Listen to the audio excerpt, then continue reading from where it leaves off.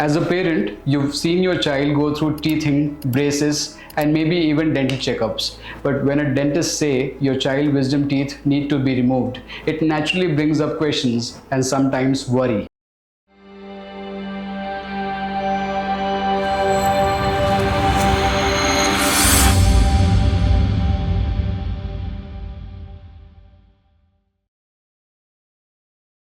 Hi, I'm Dr. Vikram Singh, oral and maxillofacial surgeon, and in this video, I'll walk you through exactly what wisdom tooth removal means, why it's done, and what you as a parent should expect at every step. Let's start from the beginning. Wisdom teeth or third molars are the last set of teeth to appear in the mouth. They usually start erupting between the ages of 17 and 25. By this age, most of the facial and jaw growth is already complete, which means there's often not enough space in the jaw to accommodate these teeth properly.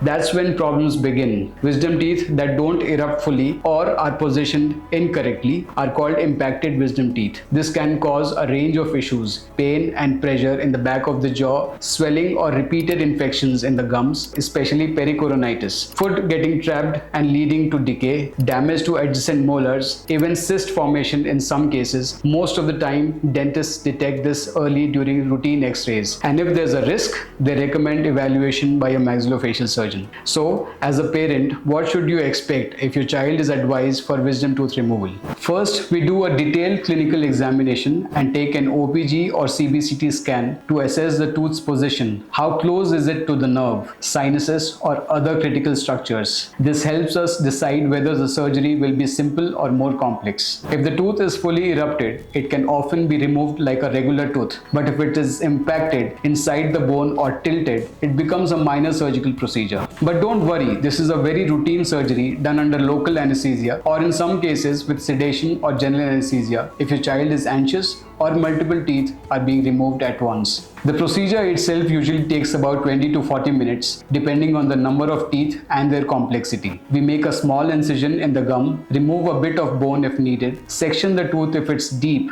and remove it carefully without damaging nearby structures. Now comes the part most parents are concerned about: post-operative recovery. Here's what to expect: mild to moderate swelling for 2 to 3 days, some discomfort which is manageable with prescribed painkillers, a need for soft foods, liquids for the first 48 hours, and temporary restriction on exercise, travel, or strenuous activity for 3 to 5 days. Most teens or young adults bounce back quickly if they follow the care instructions. We advise ice packs, gentle mouth rinses after 24 hours, and avoiding straws or smoking to prevent something called dry socket, a painful condition caused by dislodged blood clots. Now here's something important. Parents often ask, is it really necessary to remove wisdom teeth if they are not causing pain? In some cases, the answer is yes. Even silent wisdom teeth can harbor decay, pressing against other teeth, or growing in a way that will cause future trouble. The best time to act is before complications develop, especially when the jawbone is still flexible and healing is faster. There's a principle we follow in oral surgery: the earlier the intervention, the smoother the recovery. That's especially true for wisdom teeth in young patients. So if your teenager or young adult has been advised to have a wisdom tooth removal, don't panic. When done by a trained oral and maxillofacial surgeon, it's a safe, planned, and highly successful procedure. And your role as a parent is key, helping them prepare mentally, supporting their recovery, and ensuring they follow post-op care. Thank you for watching. If you are a parent going through this journey, feel free to drop your questions in the comments. I'll be happy to guide you further. Subscribe for more content.